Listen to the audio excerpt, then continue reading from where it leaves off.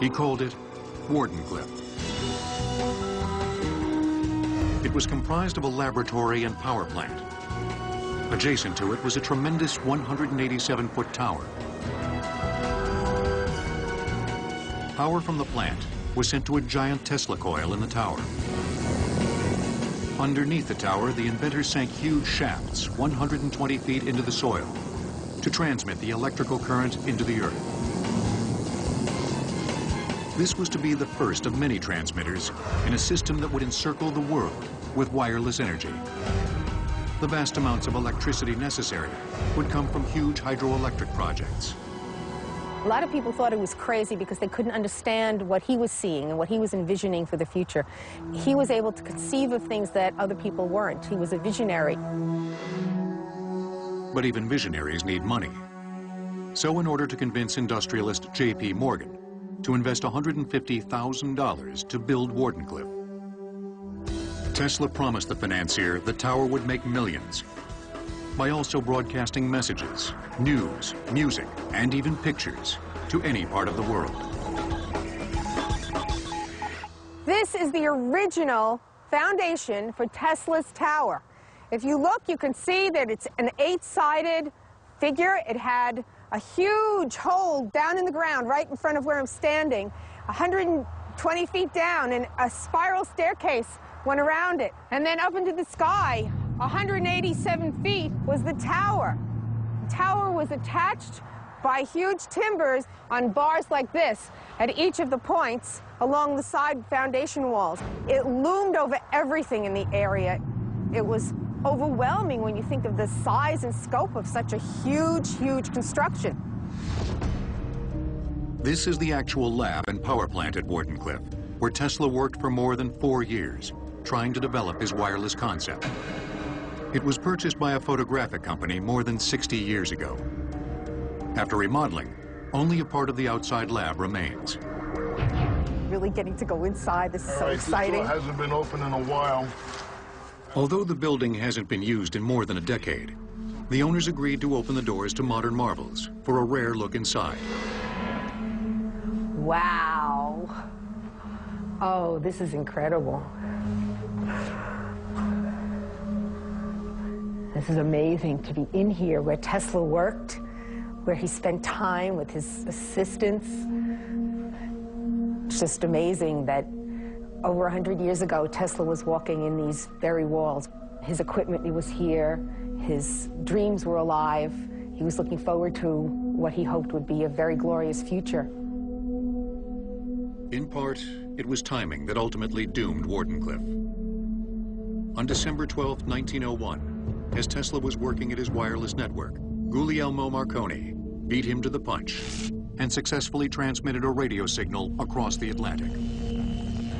While Marconi's achievement was indeed a first, in reality, he used 17 of Tesla's patents to accomplish this feat. Tesla was not only forgotten as the father of radio, Marconi's transmission sealed the fate of Wardenclyffe. Morgan was no longer interested in supporting Tesla's work here. Marconi already did it. Why should he keep supporting Tesla? And of course, Tesla's plan was greater than Morgan knew. Tesla could see reason to continue the funding and continue the work, but it wasn't Morgan's plan. So in 1905, while still under construction and after some amazing electrical displays, the Wardenclyffe project was abandoned and later destroyed. The world was not prepared for it.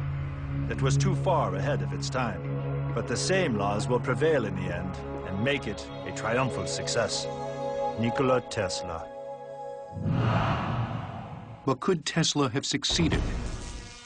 The mainstream scientific community has grave doubts. Tesla's schemes for worldwide electrification was simply out of the question. It makes no sense from the standpoint of the energy involved and the inefficiency of it. Still, some aren't sure.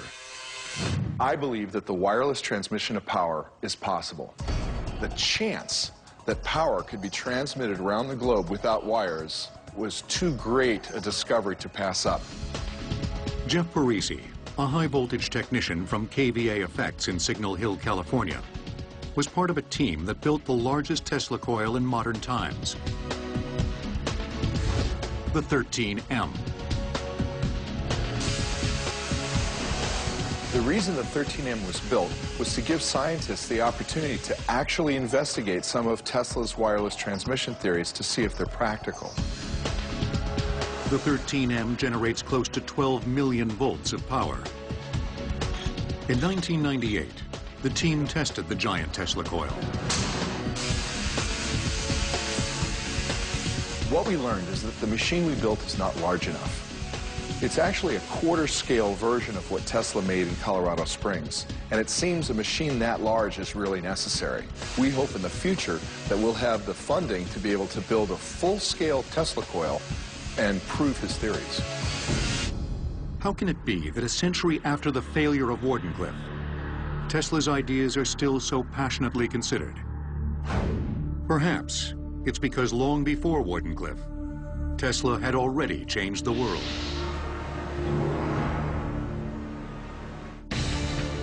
On June 21st, 1943, the United States Supreme Court reversed itself, granting patent rights to Tesla, not Marconi, for the invention of radio. Mad Electricity will return on Modern Marvels. We now return to Mad Electricity on Modern Marvels.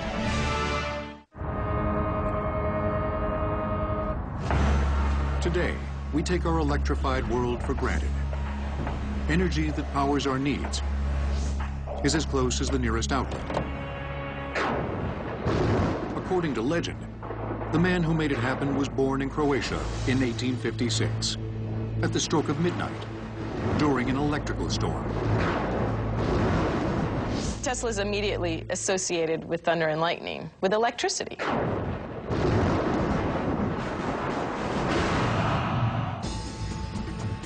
Tesla began his career as an electrical engineer with a telephone company in Budapest in 1881.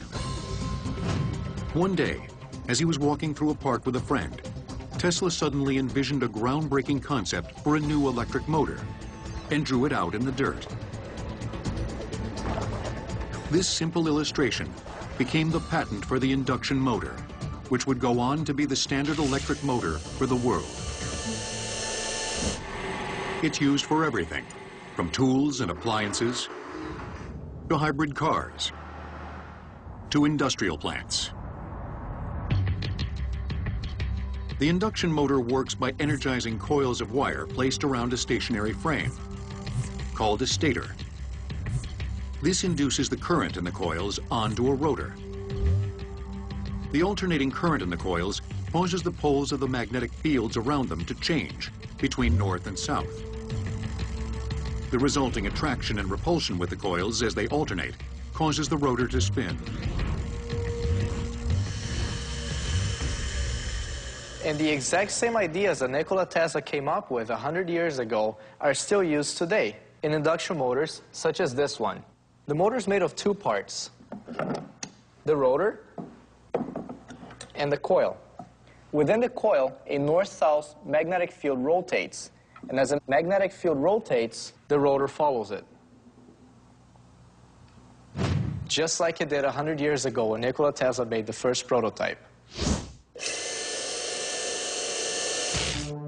In 1884, at age 28, Tesla moved to America with little money and only a letter of recommendation from his boss to Thomas Edison.